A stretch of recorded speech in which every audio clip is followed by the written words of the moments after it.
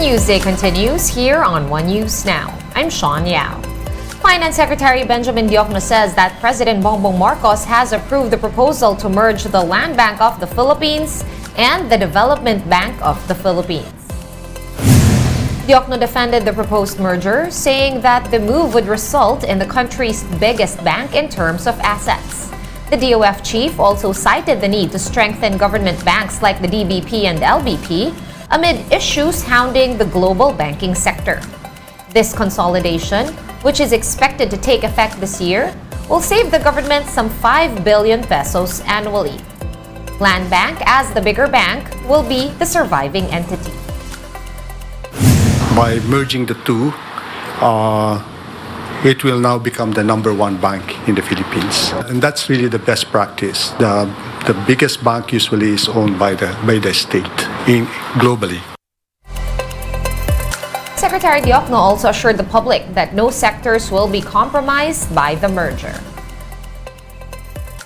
None of the services provided by either bank will be lost. And we assured him that with the merger, because both the Land Bank and DBP are universal banks, they do almost the same, right?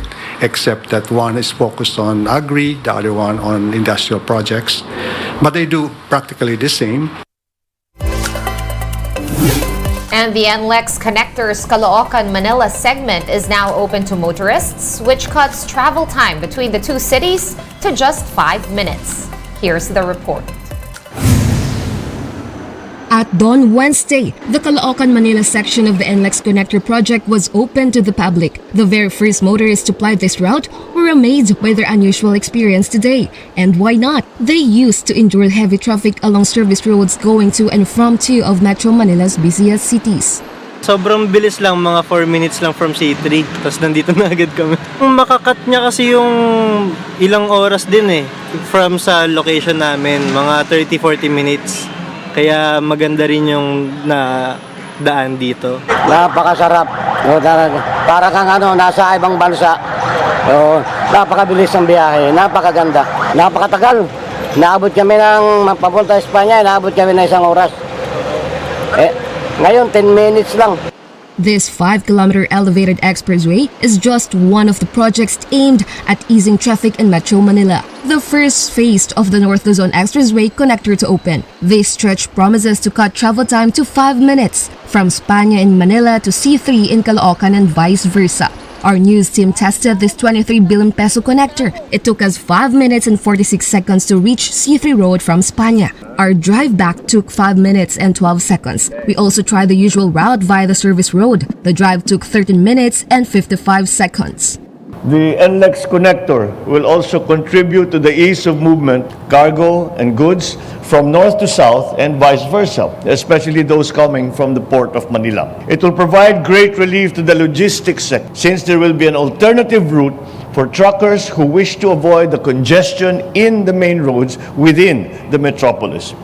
The government expects the opening of this stretch of the NLEX connector to particularly benefit workers and students in Manila and Caloocan. It will also reduce travel time of cargo deliveries coming from the capital city of Manila. By June, the second phase of the NLEX connector will be completed, stretching from Spania to Magsaysay Boulevard. For now, NLEX Corp will not charge toll fees from motorists, but will do so soon. Reporting for News 5, Elaine Fulgencio, we are One News. More stories still coming your way after this quick break. Stay with us here on One News.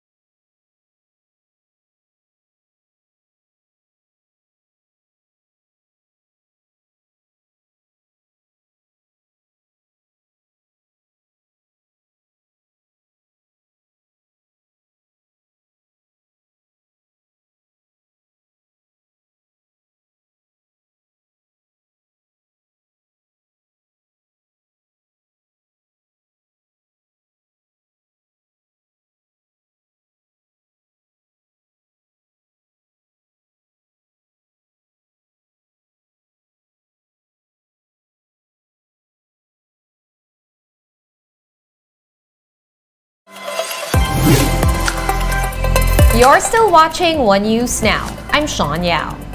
The BIR, or Bureau of Internal Revenue, has made the filing of income tax returns easier by allowing taxpayers to do it from anywhere.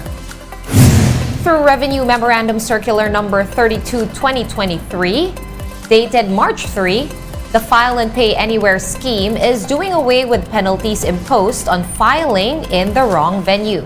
What this means is that annual ITRs can be filed with any BIR authorized bank or revenue collection office.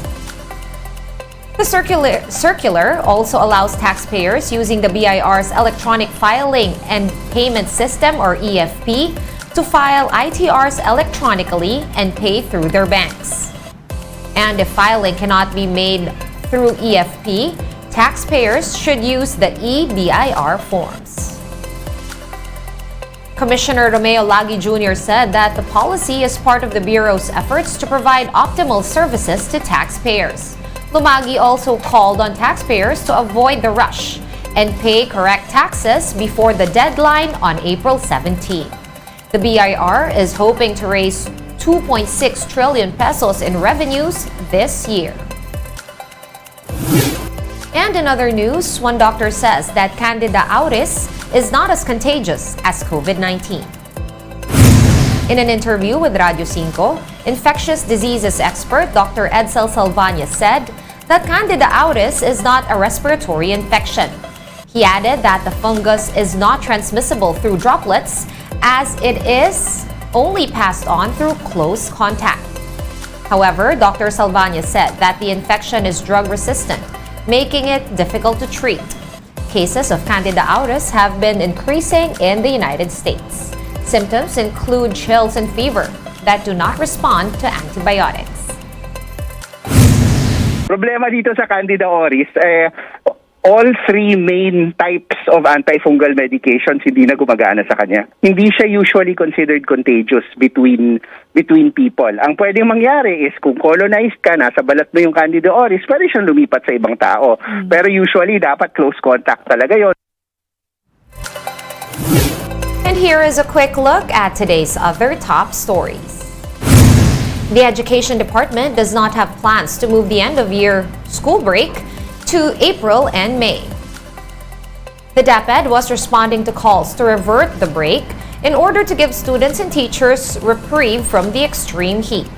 DepEd spokesperson Attorney Michael Poa said that they are taking note of the suggestion and will further review it. But for now, schools can shift to blended learning if the heat in classrooms becomes intolerable. Maynilad and Manila Water say that there is enough supply of water from the Angat Dam. The concessionaires made this clarification after announcing water interruptions in several areas this month. Both water companies explained that the interruptions are mainly because of repairs and other activities to prepare for increased demand of water due to the El Nino phenomenon. The MMDA has imposed a 30-minute heat break for its field personnel until the end of May. Enforcers who work the 5 a.m. to 1 p.m. shift will have a timeout from 10 to 10:30 a.m. Meanwhile, those working from 1 p.m. to 9 p.m. will have a break time of 2:30 to 3 p.m. or from 3 to 3:30 p.m. Field personnel working from 6 a.m. to 2 p.m. can take their heat breaks between 11 and 11:30 a.m. or from 11:30 a.m. to 12 noon. Street sweepers will likewise have similar breaks depending on their work hours. One News Now will be back at 5:30 p.m. I'm Sean Yao. We are One News.